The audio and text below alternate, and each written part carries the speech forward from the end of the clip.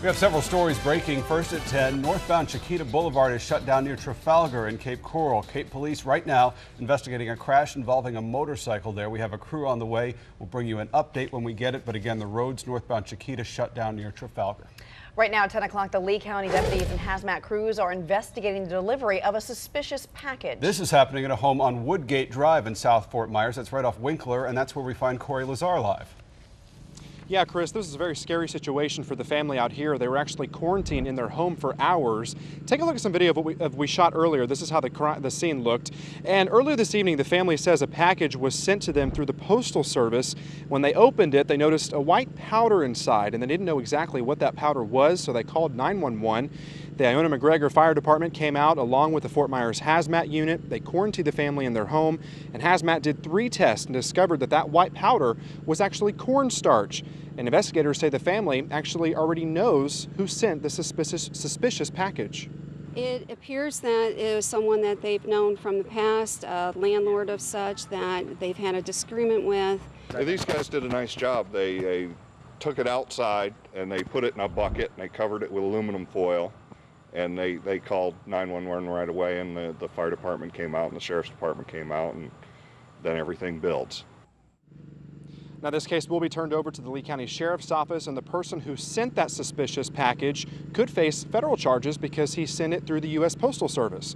We're live in South Fort Myers. Corey Lazar, Wink News Now. All right, Corey, thank you. New developments. Fort Myers police are one step closer to arresting a man accused of stealing an SUV with a 2-year-old girl inside. And today we learned that police arrested a woman who used stolen credit cards that were in that SUV, and they were caught on surveillance video. Corey Lazar explains how the two are related.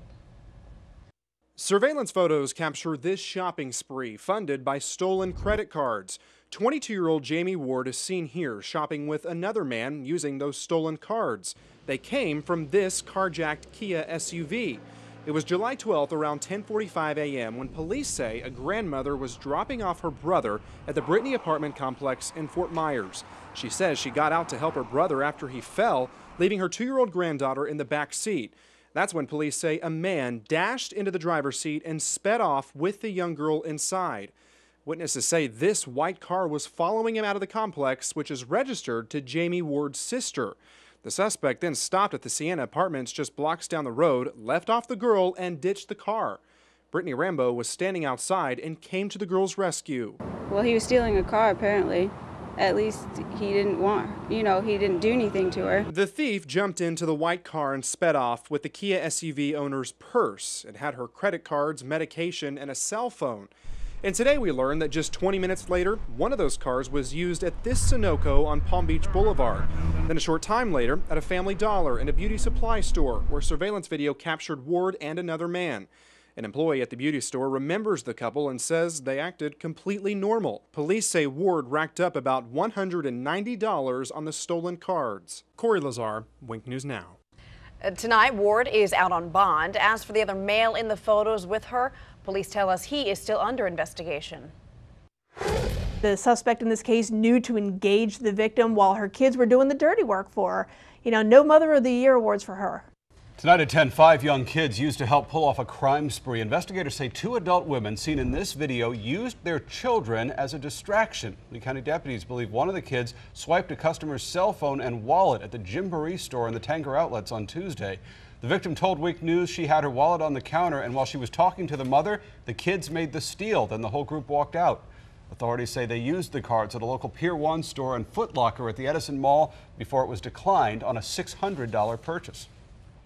So you've got young kids here that are being told by an adult to steal someone's wallet, and then they go out on a shopping spree. What kind of lessons are you teaching these kids? Authorities believe one woman who they're trying to identify now has a past that involves these types of crimes. Well, meanwhile, this Lee County woman has been arrested accused of swindling people out of their rent money at the Covered Wagon. Terry Berryhill is the former manager of the park. Investigators believe Berryhill was pocketing those rent payments. In fact, in one case, even deposited a rent check into her personal account, according to authorities. Berryhill faces grand theft charges. She has bonded out of jail and is expected to be back in court in late August. We have an update now to a story that we first brought you in April. A dispatcher at the Collier County Sheriff's Office has been fired now after lying on her time card. Colby Robertson live at the Sheriff's Office with that story. The Collier County Sheriff's Office confirms Amanda Bowling is no longer employed here. An investigation began after discrepancies were uncovered during an audit. It was discovered that Bowling was compensated for more than $5,600 for work she never did. The audit found more than 24 discrepancies on her time card from January of 2012 to August of 2012.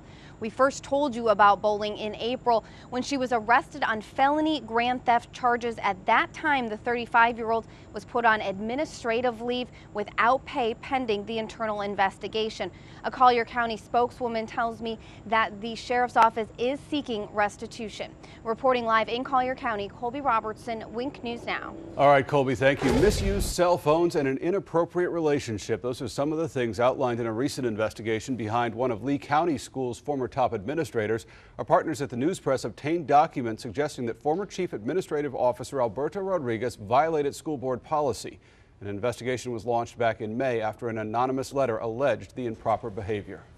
A Wink News investigation at 10 o'clock. We uncovered the mayor of Fort Myers broke his own city's rule. It's his law. Mayor Randy Henderson owns property that he has been letting people use as a parking lot, but we received a tip. We did some digging to find out that lot is in violation of city codes. Senior reporter Mike Walter explains why it's a problem. People sometimes ask me, permission to go in there, and so I accommodate them. They don't pay anything. 15 years ago, Randy Henderson says he started allowing charitable groups to park on the vacant lot. Then he let tenants of his building park there for free. He recently accepted payment, $100 a month, to allow a realty firm to park 4 vehicles here. He doesn't see anything wrong. There are examples of grass parking lots all around the city. It turns out city code requires all permanent parking lots to be asphalt or concrete. The reasons? It looks better, and it prevents oil from vehicles from leaking into the ground. He's pretty straightforward, so I don't think he'd do intentionally something that's going to be out of the code. Code enforcement is sending Henderson Properties this notice of violation. They have 30 days to stop using the lot for parking or face fines of $250 a day. They also have the option to pave the surface and continue as a parking lot. Mayor Henderson, who's running for re-election in November, tells us continuing to operate the parking lot is not worth a problem with code enforcement. He wonders who would make an issue of allowing free parking. From my perspective, it's very, very petty. Yeah, I do think it's purely political, but thing is, if it's inappropriate, you stop it just like that, because it is fenced in and I can lock it off. I believe him. I don't think he'd have any reason to lie about it or anything. I think it's probably an honest mistake. I'm Mike Walcher, Wink News Now. Well, Wink News spoke with the mayor again this afternoon. He says the best option is just to close down the parking lot, and he will do just that. He does add he would like to continue to allow Art Fest and the Edison Festival of Light to use that lot for free, and code enforcement says one-time uses like that would be okay. New developments tonight. Federal officials saying Halliburton Energy Services have now agreed to plead guilty to destroying evidence in connection with the 2010 Gulf oil spill. The company has agreed to pay the maximum fine, be on probation for 3 years, and continue to cooperate with the government's criminal investigation. Halliburton was BP's cement contractor on that drilling rig, the one that exploded in the Gulf of Mexico. The blowout triggered an explosion that killed 11 workers and spilled millions of gallons of oil into the Gulf. A 911 call reveals the terror that a Charlotte County woman faced when her ex-boyfriend broke into her house and threatened to kill her. He poured gasoline all over her. He told me to get out. He's got a gun. There's smoke coming out. Cynthia Wofford told the dispatch that Donald Hirschbiel shot his way into her Port Charlotte home in the early morning hours of June 18th. Deputies say Hirschbiel entered Wofford's bedroom, threw gas on her, pointed a gun at her and a knife. She escaped. She ran off to a neighbor across the street. That house then burst into flames. Hours later, deputies found Hirschbiel's body in her garage. 1 year ago today, a door-to-door meat salesman was shot and killed in the driveway of a Cape Coral home. Now the family of Nick Rainey is looking forward to the trial of Kenneth Roop, the man who was accused of pulling the trigger. Roop's accused of shooting Rainey twice, once in the shoulder and once in the head. Rainey, who worked for Blue Ribbon Steak and Seafood, had walked onto Roop's property last year to sell his product. And only on Wink, Rainey's family says they're working every day now to move forward from what happened. It's probably the worst day that I've ever had because it's his anniversary of his death. and I still can't believe it's true. According to reports, Roop told officers he shot Rainey because he trespassed on his property. Roop's trial for murder is set for August 27th. Without suspending his driver's license, it's like he's walking away from everything. $1,000 is nothing. I lost my son. He's never coming back. In a Wink News exclusive, a Lee County mom who lost her unborn child in a crash begs a judge for the maximum penalty. Harris Berenson was transporting a patient in a Lee County ambulance when he ran a stop sign at Veronica Shoemaker and Canal Street. He struck Christina Child's SUV, killing her unborn son. Authorities say he was speeding and was not using lights and sirens, but criminal charges were never filed. He already got away from a homicide charge. You're not getting away from the ticket. You're at fault. You did this. You have to, one thing to get over it is you have to admit to guilt.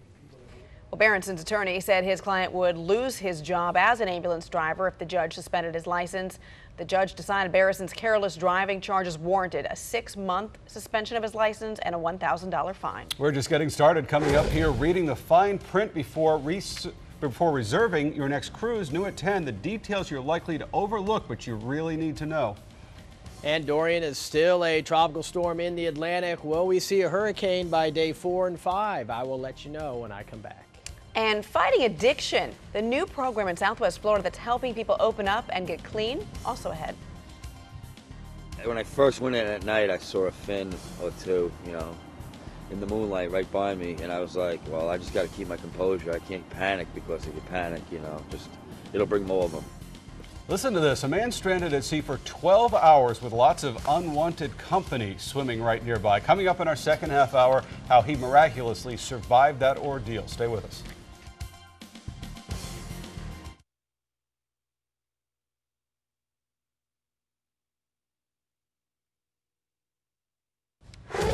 Well, Carnival and Royal Caribbean CEOs were grilled during a Senate hearing today. Following months of incidents on board cruise ships, among the topics being talked about, how to avoid repeats of February's Carnival Triumph disaster that left passengers stranded at sea for 5 days due to a mechanical failure. Cruise leaders say the new Passenger Bill of Rights addresses those problems. Some passengers are taking legal action against Carnival despite signing a contract that protects the cruise line. In fact, all cruisers agree to them. Haley Hines breaks down what you need to know before you book a trip. Cruising is considered one of the best values for vacation. Where else can you go and go to sleep at night, wake up in a different country? Ed Brzezowski with Cruise One ships locals all over the world when it comes to fine print. The contract, no, they're more concerned of how many meals they can get in, what their dining time is, the shows on the ship. When you book a trip, you sign a contract. Take a look. According to Princess's passage contract, doctors or other medical personnel work directly for the passenger and are not considered to be acting under the control or supervision of the carrier. If malpractice leads to injury or death, the cruise is off the hook. Because of weather, the cruise captain can change the itinerary of that ship. According to Royal Caribbean, if they don't make it to port and you already paid for an activity, they aren't responsible. Carnival has the right to search your room or safe without notice. If you refuse, you may have to leave the ship with no refund. Anything that you would have put on the ticket, this is above and beyond. I mean, I don't think that you should be allowed to write your own free ticket to do whatever you want or lack thereof. Dee Tucker of Cape Coral, who was stranded on the Carnival Triumph, has joined others in suing, claiming Carnival was negligent. If you sue, contracts say you'll have to travel to the company. For Disney, you might go to Brevard County. For Holland America, it's Washington State. Despite a year of less than positive cruise industry news, Brzezowski says business is better than ever. It's still going to be the all-time record number of cruisers this year. Haley Hines, Wink News Now. Now, some experts recommend travel insurance. It can cost less than $100, and it covers things like health insurance, trip delays, and even lost luggage. All right, folks, Tropical Storm Dorian is still sitting in the Atlantic. It has strengthened a little bit overnight. Show you that coming up. Let's get closer to home in the Gulf of Mexico as well as the Caribbean. Things are quiet. So mostly cloudy with some isolated rain in the forecast overnight. By the afternoon, still some rain in the forecast. So transitioning into more of a wetter pattern, especially by Saturday and Sunday. Mainly inland storms, though, in the afternoon. All right, thank you, Scott. New tonight, fighting addiction with art. A new program at the David Lawrence Center is teaching clients to open up with a blank canvas and some paint. In this story you'll see only on Wink, Colby Robertson explains how art therapy is changing lives. Through Crossroads, my heart was blossoming. I was opening up to everything around me. It hasn't been an easy road to recovery for Brittany Pence, but through art, she's able to open up in ways she never thought she could. You have the AA and the NA symbols that as long as I keep those under my wings, you know, I'll have my recovery. Crossroads is a residential substance abuse program for men and women in Collier County. The 18-bed unit has been the heart of the David Lawrence Center from the beginning. But what is new is art therapy. It gives them a chance to look at their recovery in a different way, from a different part of their brain. For the next 3 months, their artwork will be on display at the Collier County Sheriff's Office Community Gallery for all to see their road to recovery. To see people move from a place where they might be hopeless to where they really are hopeful again, and to see that process playing out on the art here is really moving. In Collier County, Colby Robertson, Wink News Now. And this artwork will be on display at the Community Gallery until October 25th. This is the first year the David Lawrence Center and the Sheriff's Office have teamed up for the event. Only on Wink tonight is the ultimate lesson in American culture. 50 students from China are visiting Southwest Florida for 2 weeks, and today the kids got a first-hand look at the North Naples Fire Department. The students are visiting through a program called Education First. The kids stay with volunteer host families for 2 weeks, cooking for them and teaching them about life in America. I went to this trip in order to improve my English and also know more about America. It's absolutely amazing for these children. It's such a great opportunity for them to come to the United States and see how we interact with our children.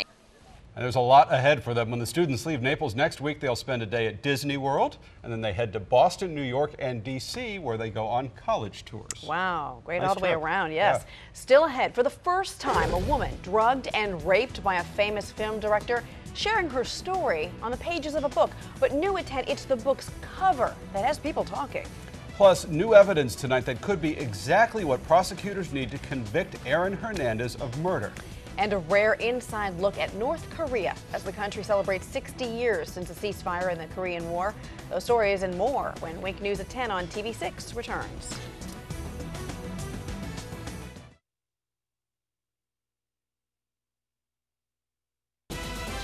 We want to get back to that breaking news. In Cape Coral, a motorcycle crash has shut down northbound Chiquita Boulevard near Trafalgar. Haley Hines live at that scene with more details for us. Haley? That crash happened right here at the intersection of Chiquita and Trafalgar. You can see the motorcycle on its side, pieces of that bike scattered. You can even see a helmet there on the ground. Police said the crash happened about an hour ago. It's unclear how many people are hurt and how severe their injuries are, but investigators are calling this a serious crash. Now, it appears from our vantage point that the motorcycle collided with the rear passenger side of the SUV because the exterior around the back wheel is damaged. For now, police are talking to witnesses and the people involved to piece together how exactly this happened. And this is tying up traffic. Cars are being redirected around the crash scene, and police say northbound Chiquita at Trafalgar will be shut down for the next 3 or 4 hours as they investigate. So if you are headed in this direction, you're going to want to take an alternate route. We'll stay out here and bring you any updates just as soon as we get them. Live in Cape Coral, Haley Hines, Wink News Now. All right, Haley, thanks. We'll check with you soon. Oscar-winning director Roman Polanski's most controversial moment is back in the news tonight. Polanski left the United States 35 years ago to avoid a possible prison sentence for having sex with a young girl. And the victim is out with a new book telling her story. As Ben Tracy reports, the new controversy focuses on the cover photo. The close-up of a 13-year-old Samantha Geimer on the cover of her memoir is an image of youth and innocence. The year was 1977. Geimer dreamed of becoming a movie star. The man who took this and other photos of her was a famous director, Roman Polanski. This photograph was taken at her first session with Roman Polanski, so for her, it's the start of her story, and that seemed like the natural image to use as the cover. You know what happens to nosy fellows? At the time, Polanski was basking in the success of his latest film, Chinatown, starring Jack Nicholson. He arranged a second photo shoot with Geimer at Nicholson's house. Geimer shared these photos and explained what happened next to CBS News back in 2003. What made me uncomfortable is that he asked me to change my blouse in front of him. The last photos were taken in the jacuzzi, but then he got in the jacuzzi, and then that's when I started realizing that I might be in trouble. Geimer later told police how she was drugged and then raped. In 1978, Polanski pled guilty to unlawful sex with a minor, but fled the country when the judge tried to dismiss a plea bargain. Today, Polanski continues to live as a free man in his native France. When Guymer's book cover was posted on The Hollywood Reporter's website, it quickly generated polarizing comments. On the one hand, there are people who wonder how is it that she ended up at an older man's house in this situation, and on the other are people who are extremely angry that a rapist has escaped punishment for 35 years. Reached by phone, Guymer told CBS This Morning she'd been following online posts saying, "I was surprised by some of the things I read. I didn't expect that the cover would be controversial. It seemed like the obvious choice to me." The Girl, A Life in the Shadow of Roman Polanski comes out in September. Ben Tracy, Los Angeles. Newly released surveillance photos show former New England Patriot Aaron Hernandez holding what appears to be a gun right there. Authorities say this was taken shortly after his friend was shot to death. The photo was taken from Hernandez's own home surveillance system. The former tight end has pleaded not guilty to murder in the death of 27-year-old Odin Lloyd, whose body was found on June 17th right near Hernandez's home. Hernandez expected back in court on August 22nd now to face the charges. And as prosecutors outline more evidence in their murder case against Hernandez, members of the New England Patriots are now talking to the press about it. Yesterday, coach Bill Belichick says he felt personally hurt and disappointed by the case. Today, quarterback Tom Brady had this to say. You know, I think everyone had a certain range of emotions, whatever they might have been, and but those were really personal, and I dealt with them, and at some point you have to move forward, and I think we as a team are doing that. The New England Patriots may be trying to distance itself from Hernandez and the crimes that he's accused of committing. But look at what we found. The Patriots season ticket book arrived for many fans yesterday. Someone took a very close look at that first ticket. That's Aaron Hernandez, who's been let go from the team. Meanwhile, though, all references to Aaron Hernandez, who's a former Gator, are being removed now from the University of Florida campus, including this that was etched in granite. The University Athletic Association says they don't feel it's appropriate to celebrate their former football player. Bricks were removed from a display, and his name and images were taken down from the stadium lobby and from the locker room. Tonight at 10 o'clock, the second juror to publicly speak about the George Zimmerman trial says she feels she owes Trayvon Martin's parents an apology. Juror B29 says she feels Zimmerman got away with murder, but added there just wasn't enough evidence to convict him under Florida law. Zimmerman was acquitted of second-degree murder and manslaughter earlier this month in the fatal shooting of Trayvon Martin. New at 10 tonight, prosecutors in New Jersey have broken up a ring of computer hackers, a big one. The hackers are so sophisticated they managed to steal at least 160 million credit and debit card numbers and kept this scheme going for 7 years. 5 suspects have been charged. 2 of them are in custody. Prosecutors say it's the largest hacking scheme ever prosecuted in the United States. Developing at 10 o'clock, at least one American is among the 80 people killed in this train derailment in Spain. More than 140 people were hurt. Watch these security cameras. They show the passenger train barreling around that curve and then just slamming against the wall. The deadly impact shredded the 8-car train, which was carrying more than 200 people and crew. In a statement to police, one of the train's 2 drivers admitted he was going too fast when that train jumped the rails.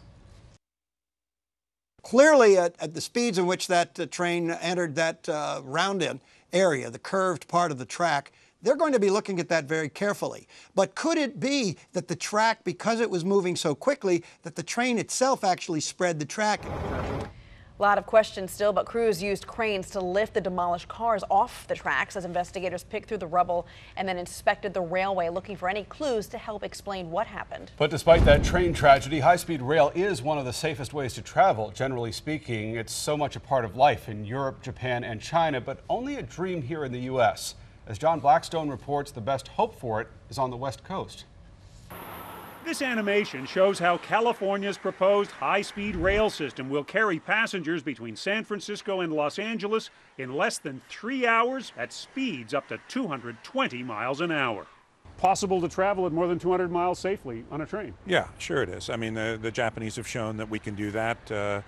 50 years of operation with their high-speed train. Dan Richard is chairman of the state agency building the railway, with construction due to begin this September. This is going to be, what, a $68 billion project? If we don't build high-speed rail in California, To meet the needs of the 50 million people that we're going to have in the next 20 or 30 years, we have to build more freeways, more airports, and do more things that are going to cost a lot more than the high-speed rail system is going to cost. The fastest train now in service in America is the Acela, running between Boston and Washington, D.C.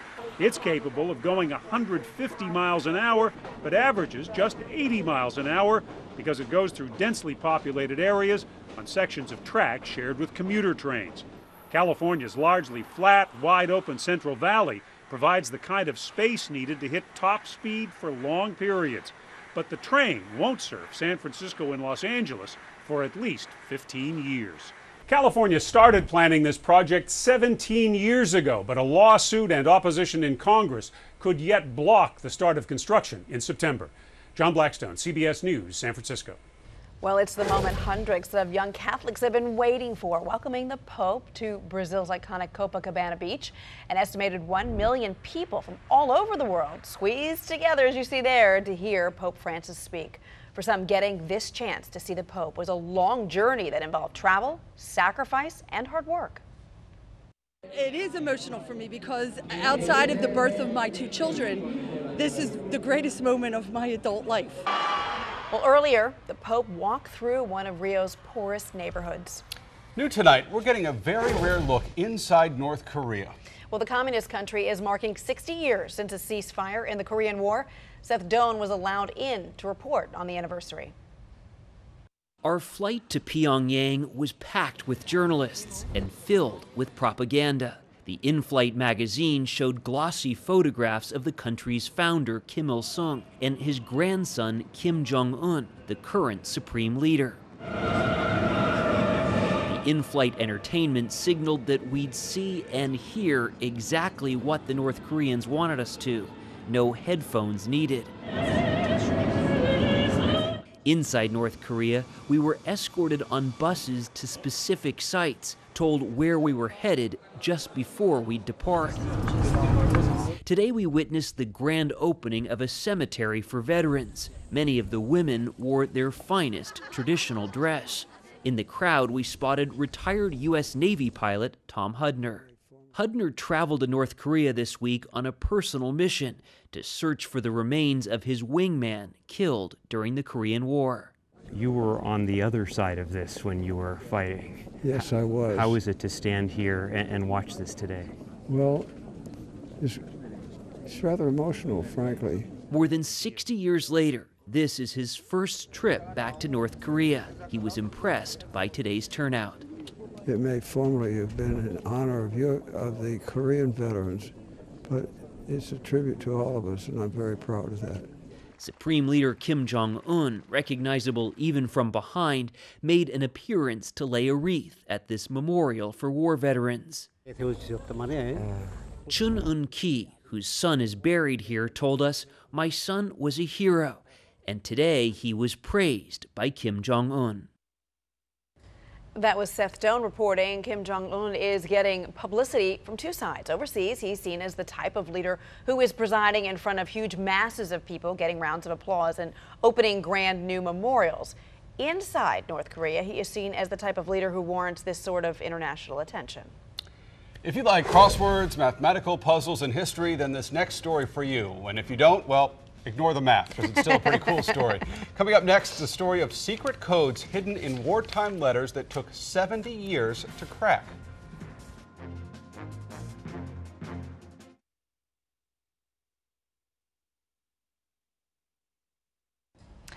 Thousands of British servicemen were captured during World War II. They endured life in German prison camps. But a few managed to send letters with vital military intelligence back home. The secret messages of one such prisoner are now being revealed 70 years later. Mark Phillips has more from London, new at 10. The evacuation of British and Allied troops from Dunkirk early in World War II was either a military disaster or a strategic withdrawal. They're on their way home. Home from the hell that is Dunkirk. Churchill called the rescue of more than 300,000 troops hemmed in by the Nazi advance a miracle. Hitler knows that he will have to break us in this island. But in this case, it is also the beginning of another story of ingenuity, heroism, and mystery. John Pryor was a naval officer aboard one of the ships which, under German bombardment, had already rescued one load of troops. The men who were carried out of the jaws of death. When it went back for a second load, the ship ran aground and Pryor was captured. He spent the rest of the war in a German POW camp from which he wrote dozens of letters back to his family in England. Stephen Pryor says his father's letters were always considered special, but that his grandfather, to whom they were addressed, didn't know how special. Did you always know that contained within these letters was some sort of secret code? The family knew that these letters were in code because we had a distinctive mark on them, but we didn't know what the code was or how to crack it. In code, because although the letters seemed to be about mundane aspects of camp life, cigarettes, tobacco, chocolate. Hidden in them were secrets, details of the German war effort, prisoner escape plans. But the code had died with Stephen's father, and even modern code breakers were stumped. You didn't know how historically significant No, we didn't. they were. No. Now you do. Now we do. Now they do, because Stephen Pryor had mentioned the letters to historians at the nearby university in Plymouth, who tried and failed to break the code. Oh, we've already seen here is 3. Before enlisting the help of mathematician David McMullen, he was impressed by what he found. Bloody clever. Don't think it has a name other than that. What he found was the long-forgotten key to the code. So we got 133, so the word or the letter he's trying to encode here is P. This is the part that can make your head hurt. He found a sequence of words at the beginning of sentences whose initial letters unlocked a grid containing yet more letters and, crucially, numbers that would reveal to military analysts back in Britain snippets of valuable intelligence. Innocent passages in the letters suddenly became requests for items such as local currency and fake travel documents. And we can see, apart from a spelling mistake, John is requesting information about passports. Or in another letter, news of a missing, actually sunk, British submarine, HMS Undine. Many seeds are left being saved from several plants which did very well some time ago. Our last year's harvest was extremely good. So it's talking about the prisoners of war vegetable garden. Between many and good spells Undine, the name of the British submarine. The letters also provided strategic intelligence, news of German troop buildups, and ammunition dumps the prisoners had heard about. They were not only useful and clever, historians like Harry Bennett say the letters were written at great risk. If the Germans had been aware of what was going on, the individuals who were writing those letters could very easily have been in the hands of the Gestapo. That's incredible. So elaborate, intense. I can't believe that. And just smart. Yes. That was Mark Phillips reporting. Now, had the Nazis discovered that code and they did censor the letters, the POWs could have been shot as spies. Well, the British office knew the code at the time and decoded those letters before they were sent on to the families. But the code was so secretive that it has remained a secret until now. My feet were floating up in the air, and I saw that. All right, I just grabbed my boots and fill them with air and put them under my arms. And once I did that, I realized I was good to go. Still ahead, stranded in the ocean for hours. It's a story of survival you don't want to miss. Well, I did get the new information on Tropical Storm Dorian in the Atlantic. It actually has weakened with wind at 50 miles an hour. When I come back, we'll have the new information, and of course, we'll talk about this dry weather. Do we have rain in the forecast? I'll let you know.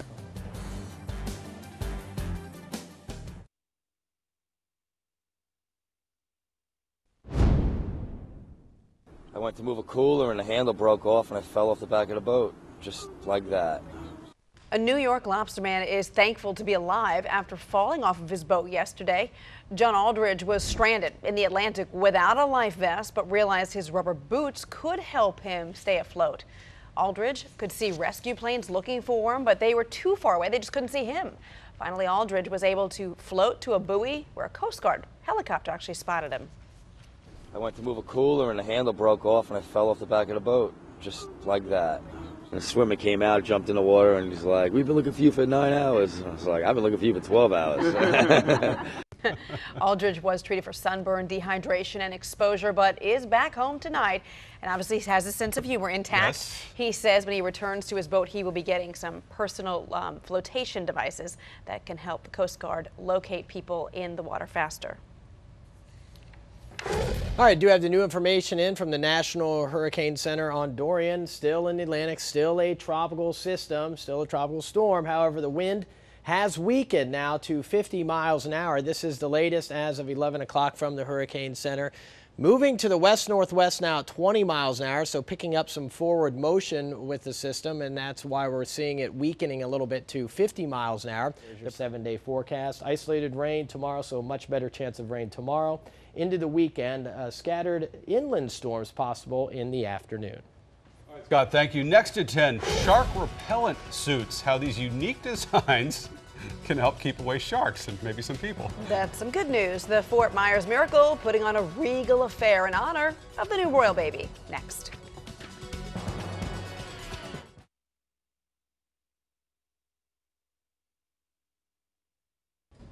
Scientists and designers have created a wetsuit to help prevent shark attacks. Look at this thing. One of the designs has black and white stripes on it, which repels the shark by making the person appear as though they wouldn't taste good. The other suit has a blue and gray wave pattern right there, which helps resemble the natural pattern of the ocean. And repels your friends not wanting to sit Yes, next to you at yes. the beach. It was a regal night on the Diamond tonight, if your name was George. Fans named George got in free to the Fort Myers Miracle season opener at Hammond Stadium in honor of Prince William and Princess Kate's Little Miracle, or the Duchess of Cambridge, Little Miracle Prince George. Everyone who's named George was immediately crowned, entered on a royal green carpet, and sat in a box. Not too bad. See you later.